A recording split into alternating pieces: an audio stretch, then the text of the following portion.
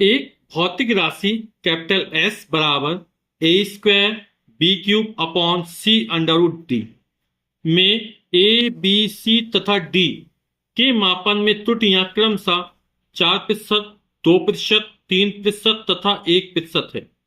Capital S के मान में अधिकतम प्रतिशत त्रुटि ज्ञात कीजिए।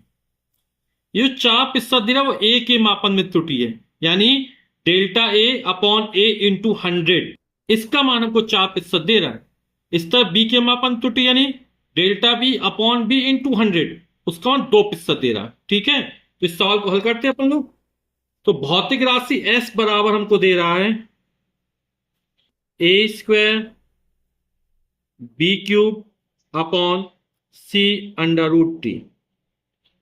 ठीक, इसको इस तरह लिख सकते हैं अपन लोग, ए स्क्वायर बी की घात 3 यानी बी क्यूब, ये सी को ऊपर ले जाएंगे है ना, अंश में कितना घात 1 मानेंगे, ऊपर जाएगा तो -1 हो जाएगा, और डी वर्गमूल चढ़ा है ना, यानी इसको हटाएंगे तो घात 1/2 आएगी।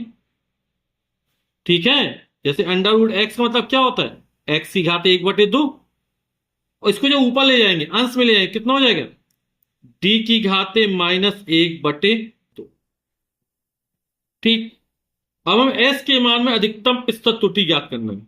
तो एस के मान में अधिकतम प्रतिशत त्रुटि, इसको क्या लिखेंगे, डेल्टा एस अपॉन एस, और ये क्या अधिकतम निकालना यानी मैक्सिमम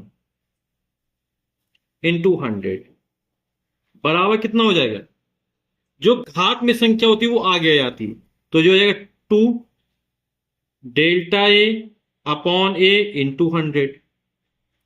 ठीक है, प्लस घात में 3 है तो 3 आगे आएगा, delta B upon B into 100। अब अधिकतम निकालते हैं तो माइनस चिन्ह से कोई फर्क नहीं पड़ता है ना, सारे चिन्ह धनात्मक आएंगे, तो यहां पर -1 यानी 1 बाहर आएगा, 1 लिखे या न लिखे कोई फर्क नहीं पड़ता, लिख देते 1 डेल्टा सी अपॉन सी इंटू 100। ठीक है, और इस तरह ये हमेशा अधिकतम निकाले तो हम क्या लिखेंगे, प्लस से नहीं लिया जाता, तो यहां पर आएगा 1/2 delta D upon D into 100। ठीक है, अधिकतम मान में सभी चिन्ह कैसे लिए जाते, धनात्मक लिए जाते हैं। अब यहां पर मान रख देते हैं, तो 2, और delta A upon A into 100 पहले चर्चा की थी है ना, ए के मापन में त्रुटियां कितनी दी गई है, 4% दी गई है, तो यहां पर आ जाएगा 4%, फिर प्लस लगाया 3 delta B upon B into 100 यानी बी के मान में त्रुटियां कितनी है, 2% दी गई है, प्लस 1 गुणा सी के मान में त्रुटि 3% दी गई है, प्लस 1/2, और डी के मान त्रुटि 1% दी गई है, तो 4 दूनी 8% हो जाएगा ये, प्लस 3 दूनी 6% हो जाएगा ये, 3 एकम 3% हो जाएगा ये, और 1/2 1, तो 1 का आधा कितना हो जाएगा 0.5%।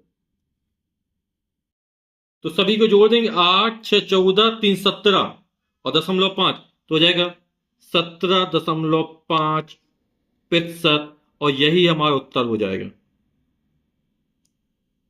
यानी एस के मान में अधिकतम प्रतिशत त्रुटि कितनी गई, 17.5%।